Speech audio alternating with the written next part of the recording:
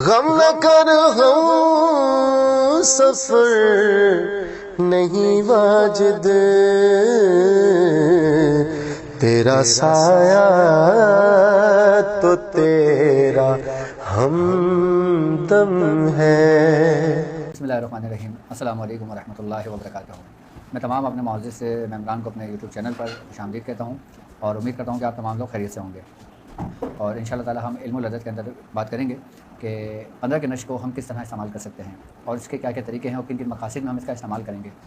और हमने 15 के नश्र में मौकलान का इस्तेमाल कब करना है। 15 के नश्र के बारे में अगर मैं बात करूँ आपसे, तो मैंने आप लोगों को हिदायत की थी कि आपने 15 का नश्र 45 रोज़ाना लिखना है और 45 दिनों तक ही लिखना है। 45 दिनों तक लिखने के बाद जब आपको 45 दिन हो जाएंगे, आपने तमाम नक्श एक जगह इकट्ठा कर लेना है। टोटल जो हमारे पास नक्श मौजूद होंगे वो 2025 होंगे, यानी कि 2025। और अगर हम 2025 को जमा करेंगे तो ये 9 का अदद बनेगा। जिस तरीके से 45 का अदद भी 9 का बन रहा था, यानी कि 45 नक्श आपने रोज़ लिखे तो ये 9 का अदद बना। 45 दिन तक लिखे, ये 9 का अदद बना। और इनकी अगर कैलकुलेशन करेंगे 45 दिन तक तो वो 2025 बनेंगे, तो उसके अदद भी 9 ही बनेंगे। इल्मुल अदद में 9 का जो सीगा है, 9 का जो अदद है और ये हुर्फ ता की न्यूमेरिकल वैल्यू है, ये इल्मुल अदद के अंदर बादशाह की हैसियत रखता है। और 9 के नश्र की क्या अहमियत है और 9 के नश्र को हम किस तरह इस्तेमाल कर सकते हैं। हमारे साथ जो लोग रूहानी सफ़र में चल रहे हैं, जब उनको 45 दिन हो जाएंगे तो उसमें एक तासीर पैदा हो जाएगी नक्श में, क्योंकि अददों की एक अपनी तासीर है और एक इंसान जो लिख रहा है उसके नाम के भी अदद बनते हैं, उसकी भी तासीर होती है। अब जब हम नक्श लिखते हैं और बिल्कुल तवज्जो के साथ, बाकायदगी के साथ लिखते हैं, तो उसके अंदर एक रूहानियत पैदा होती है, एक नूर पैदा होता है कि जिसका जो हमारे अंदर जज्ब हो रहा होता है, हमारे अंदर सल्ब हो रहा होता है। आई बात समझ में। अब इसका जो तरीक़ेकार इस्तेमाल है वो मुख्तलिफ़ कामों के लिए मुख्तलिफ़ मामलात में इस्तेमाल होता है।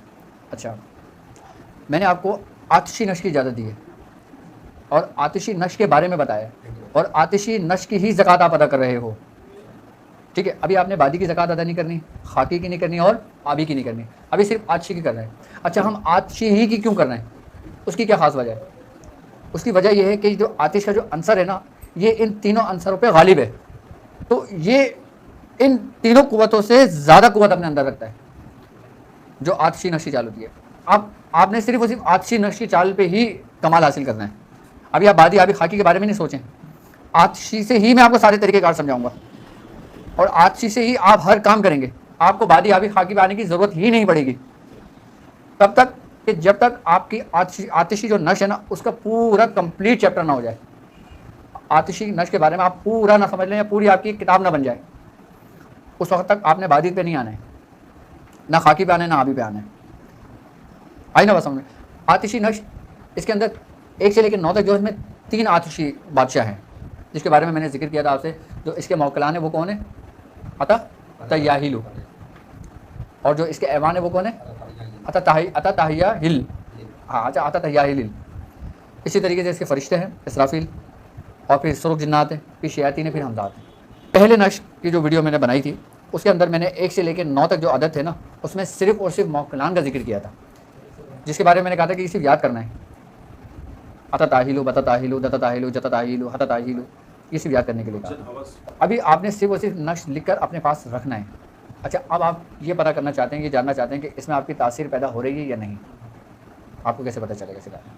अब आपकी कैलकुलेशन है, आपने जिस दिन से नक्श लिखना शुरू करा है, आपने अब डेट लिखी होगी ना अपने पास कि मैं आज से शुरू कर रहा हूँ, आज 9 तारीख है या 10 तारीख है आज, और मेरे 45 दिन फ़लाँ डेट को मुकम्मल हो जाएंगे, और आप नक्श लिख के एक जगह रख रहे हैं, जो तरीक़ेकार है, ठीक है।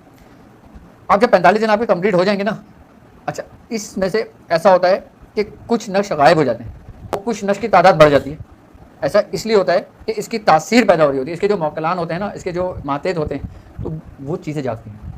एक निशानी है जिससे आपको पता चलेगा कि यार मेरे साथ ऐसी कैफियत हो रही है, तो मुझे इसका फ़ायदा हो रहा है। अच्छा, बातों बात ऐसा हो जाता है कि जैसे बंदा लिख रहा है, लिखने में 2 की जगह उसने 4 लिख दिया गलती से, तो वो उसको मिटाएगा या लिखेगा नहीं, उसके बराबर में उसको दूसरा हिस्सा लिख दे, उसको हल्का सा लकीर मार के दूसरा हिस्सा लिख दे।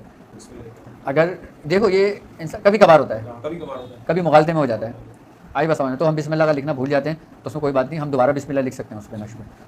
और दूसरी बात ये कि मिसाल के तौर पर अगर हमने ये चीज़ शुरू करी कि अगर हमने दिन में शुरू करी और 15-20 दिन तक तो हम पाबंदी के साथ लेके चले। बाद में कभी ऐसा हो गया कि यार हमें कहीं काम पड़ गया कि हम दूसरे शहर जाना पड़ गया हम लोगों को, तो उस सूरत में हम क्या करेंगे?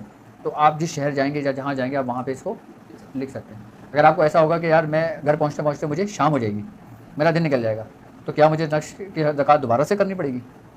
कई सवालात आए हैं लोगों के, तो उसमें परेशान होने की कोई ज़रूरत नहीं है।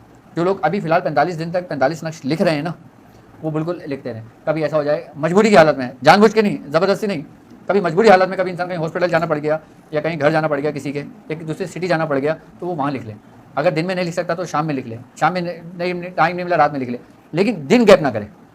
ऐसा ना हो ना कि एक दिन लिख लिया दूसरे दिन नहीं लिखा, फिर तीसरे दिन लिख लिया, चौथे दिन नहीं लिखा, पाँचवें दिन लिख लिया, ऐसे नहीं करना। ऐसे पूरी तसल्सल टूट जाता है। तो कोई दिन आपने गैप नहीं करना। अगर सुबह में टाइम नहीं मिला आप दोपहर में लिख लें, दोपहर में टाइम नहीं मिला रात में लिख लें, लेकिन ये कंपलसरी है आपको कि आपने लिखना लाजमी है। अच्छा, यहाँ पे दिन की जो असल हकीकत है ना, वो उस दिन से हम शुमार नहीं करेंगे जब दिन तुलू होता है और जब गुरूब होता है। हम उस वक्त से काउंट करेंगे जब हम इसको लिखने बैठे हैं या हम इसको लिख रहे हैं। अगर हमने सुबह 7 बजे शुरू किया तो 7 बजे से 7 बजे तक हमारे 24 घंटे होंगे, जबकि सूरज तो 6 बजे निकलता है। अब एक बंदे ने 10 बजे लिखना शुरू करा, 10 बजे से 10 बजे तक 24 घंटे होंगे उसके। 24 घंटे तक की तासीर उसके अंदर मौजूद रहती है। उससे पहले पहले आप उसको जंजीर में कड़ी मिला के उसको मुकम्मल कर दें। अच्छा, ऐसा हो सकता है कि अगर एक दिन 10 बजे लिखा सुबह और दूसरे दिन सुबह 12 बजे लिखा, तो इसमें कोई कबाहत नहीं है, कोई हर्ज नहीं है। और सूरज सुबह फजर के बाद भी आप लिख सकते हैं ना? सुबह फजर के बाद भी आप लिख सकते हैं, इसमें कोई मसला नहीं है, लेकिन गैप नहीं करना। और कोशिश ये करना है कि एक वक्त एक टाइम बना लें अपना।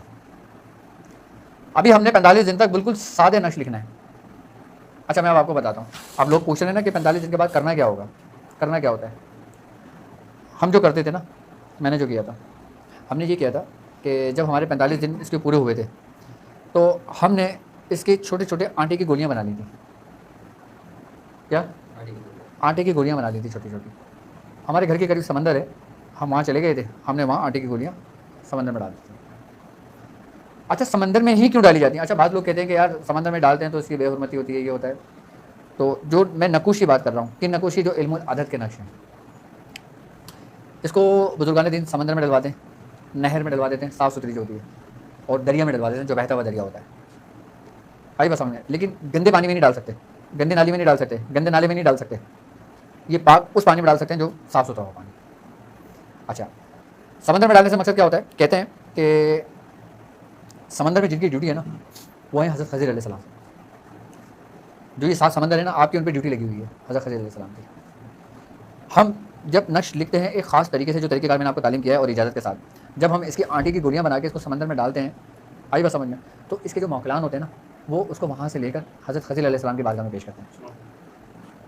आई बात समझ में। और ये चीज़ हज़रत खज़िर अलैहिस्सलाम के बाद जो कुतुब अकबर होते हैं ना, कि उनके दरबार में पेश की जाती है कि फ़लाँ ने इसके तोहफ़ा हदीयत में पेश किया। आप अभी समझते क्या नोके नक्श जारी दरबार गौसियत से ही होता है। नक्श का जारी होना दरबार गौसियत से ही होता है। ये नक्श इसलिए लिखे समंदर में डाली जाती है और एक ख़ास तरीके से और एक ख़ास वक्त पर। लेकिन जब मैं तरीक़ेकार आपको समझाऊंगा, जब मैं आपको बताऊंगा, आपने उस वक्त करना होगा। ये मैं आपको दिन भी बताऊंगा, वक्त भी बताऊंगा और तरीक़ेकार भी बताऊंगा, क्योंकि ये वो नक्श है कि जिसके अंदर अंसर आतिशी 3 कुव्वतों पर मुश्तमिल है, बाकी बादी आबी खाकी 2 कुव्वतों पर मुश्तमिल है। यानी कि दोनों पे गालिब कौन है? तीसरा। 2 पे गालिब तीसरा ही शख्स है ना, तो इसलिए आतिशी हम नक्श लिखे जाते हैं। अच्छा, अब कोई शख्स ऐसे गाँव में रहता है, अब जाहिर सी बात है, अगर जो मेरे शागिर्द हैं वो दुनिया भर में, अब किसी के घर के करीब समंदर ही नहीं है, ना दरिया है, ना नहर है, वो क्या करेंगे? उसका तरीक़ेकार ये होता है कि वो नक्श सारे एक जगह करेगा, आटे की गोली नहीं बनाएगा, आई बस समझ में, एक बॉक्स में रखेगा और घर के अंदर रख देगा। कुछ दिनों बाद होगा वो वहाँ से गायब हो जाएंगे, वहाँ से चले जाएंगे नक्श अपने असल की तरफ, वो मुंतकिल हो जाएंगे। ये इजाज़त का कमाल है खाली। 15 का नक्श हम जो लिख रहे हैं ये आतिशी चाल है। यही 45 नक्श 45 दिन तक लिखेंगे ना, 45 नक्श हमने 45 दिन तक लिखे। कितने नक्श होने चाहिए? 2025। इसका फिगर 9 आ रहा है, इसका 9 आ रहा है और इसका 9 आ रहा है। 9 और 9 18 और 9 27, 27 का 9। हर तरफ से पूरी कैलकुलेशन इसकी 9 पे उतरेगी आगे। ठीक है, अब हमने आतिशी नक्श इसलिए लिखा है और इसी की ज़कात बुजुर्गान दीन ज़्यादा अदा करवाते हैं। उसकी वजह ये होता है कि ये इन अंसरों पे आतिश का अंसर गालिब है और ये तमाम कामों में चलता है। ये हुब के काम में भी इस्तेमाल होगा, आई बात समझ में, किसी को सज़ा देने के लिए भी इस्तेमाल होगा, किसी भागे हुए को बुलाने के लिए भी इस्तेमाल होगा, आई बात समझ में, खैर बरकत के लिए भी इस्तेमाल होगा, और इसके अलावा हर मामला तो हर काम में ये चीज़ इस्तेमाल होगी। 15 का जो नक्श है ना, वाकई कमाल का नक्शे। अभी 15 के नक्शे सिर्फ आतिशी चाल पे हम रियाजत की बात करेंगे, हम बादी पे बाद में आएंगे। आपने देखा होगा ज़्यादातर बुजुर्गों ने जो रियाजत करी वो आतिशी पे ही करी है, बाकी पे नहीं करी। हम पहले आतिशी का अपना सब्जेक्ट पूरा कंप्लीट करेंगे, उसके बाद हम बादी पे आएंगे फिर, और फिर हरफों की तासीर पे आएंगे। फिर ये एक बड़ा गहरा समंदर है ये, इसमें जितना अंदर जाओगे ना उतने ही तुम्हें खजाने मिलते जाएंगे, फिर बाहर आओगे फिर जाओगे, फिर तुम्हें उससे बढ़कर खजाना मिलेगा। तुम्हें जितने इसमें गोते लगाने ना तुम्हें एक नई चीज़ मिलेगी। ये कैसा समंदर है, और तुम बोलोगे यार ये आखिरी, आप इसके अलावा इसमें समंदर में इससे कीमती चीज़ नहीं हो सकती, लेकिन जब तुम वो बाहर रख के दोबारा अंदर जाओगे तो तुम उससे बढ़कर कीमती चीज़ लेकर आओगे।